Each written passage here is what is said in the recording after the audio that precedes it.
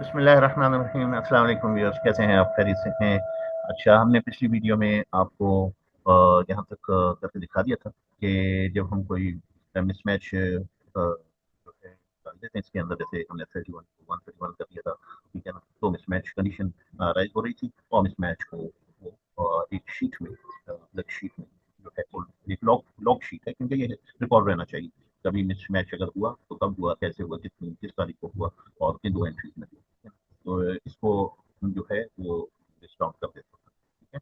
तो इसमें हमने आपको कोड नहीं दिखाया था, अभी सिर्फ प्रोसेस ही दिखाया था कि किस तरह से ये प्रोसेस चल रहा है, ठीक है। अब उस प्रोसेस को जरा थोड़ा सा रिकैप कर लेते हैं कि हम अ, अगर इसको चलाते हैं यहाँ से, ठीक है, तो हमने यहाँ पर चलाने के लिए इसके अंदर एक ये ऑब्जेक्ट डाल दिया है, एक बटन क्रिएट कर दिया है रिबन में, एक कस्टम टूल बार में कस्टमाइज करके आप यहाँ पे टूल बार में ये रिबन है, कस्टमाइज रिबन, ठीक है। टूल बार पिछले वर्जन में हुआ करती थी, ठीक है। तो इसमें रिबन में हमने एक नया ग्रुप क्रिएट करके उसके अंदर ये दो बटन है, ये वाला बटन असल में हमने अभी क्रिएट किया है, ये तो पहले था, ठीक है। तो इसको हमने जो है अगर प्रेस करना होगा तो जैसे ही हम इसे प्रेस करेंगे तो ये चलेगा। कैसे चलेगा? क्योंकि इसके पीछे जो कोड है, बीबीए का कोड है, वो चल रहा है। बीबीए का कोड किधर है इसका?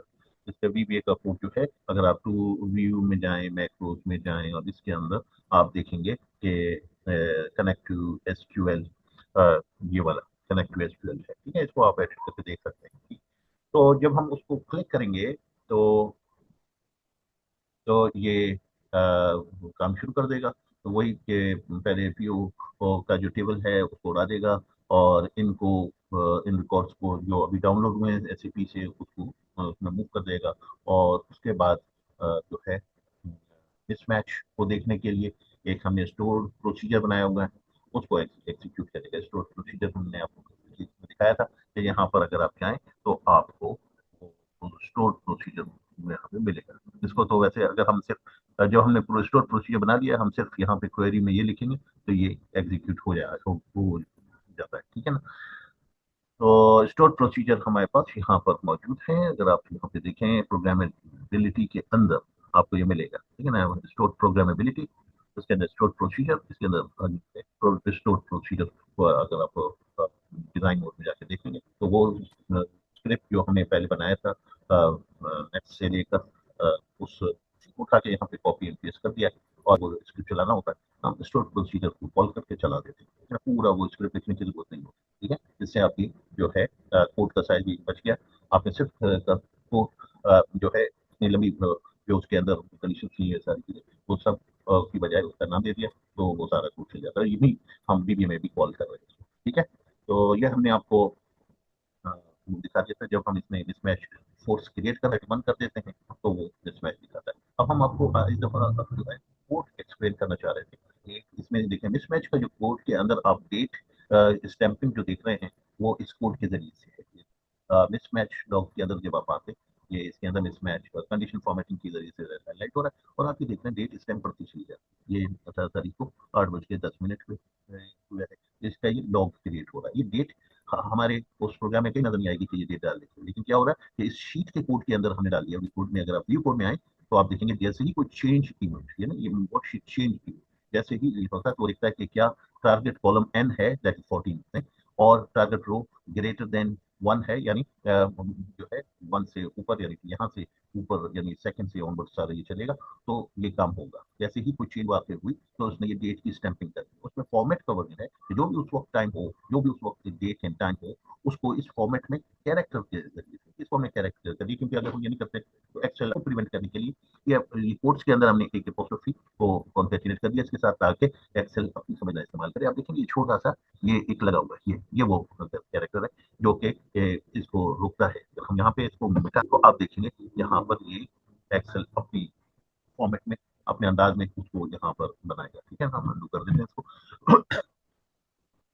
तो एक तो कोड हमने ये आपको दिखा दिया जो कि बहुत ही यूजफुल भी है कि जब आपको एक छोटा सा काम कराना हो एक्सेल शीट के अंदर कोई चेंज वाक़ होने पर, तो बेहतर ये होता है कि आप उसको वहीं पे ही एड्रेस करने बजाय इसके कि आप ये जो आपका कनेक्ट टू एसक्यूएल है उसके अंदर उसको mix करें, ठीक है ना। तो ये आपने यहाँ पे लिख दिया कि जब भी इस शीट में किसी ब्लैंक रो पे या कोई कोई एक्टिविटी हो, जैसे ही एन पे वो ज़ाहिर है वो ये लिखता हुआ चला आ रहा है, जैसे ही एन पे आएगा फौरन ये स्टेप यहाँ पे वो डाल, ठीक है ना। इंटरेस्टिंग चीज़, ये बहुत काम की चीज़ है। अगर ये कंसेप्ट आ जाता है आपको, आप बहुत जगहों पर इसको यूटिलाइज कर सकते हैं।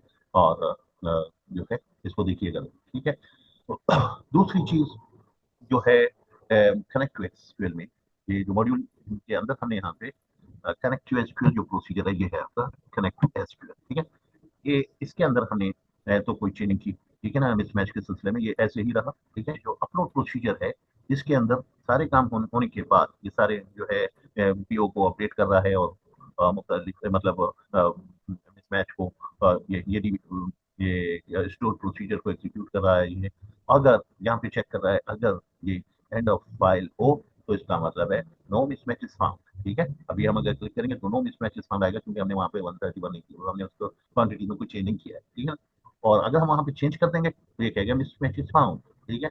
और वो आपको एक इंस्ट्रक्शन दे देगा कि आप जो है please see the sheet mismatch log को आप देख लीजिए। आपको बड़ा भी कर देते हैं ताकि जैसा नाम है वैसे ही वो, वैसे वो कुछ नहीं पड़ता, ठीक है।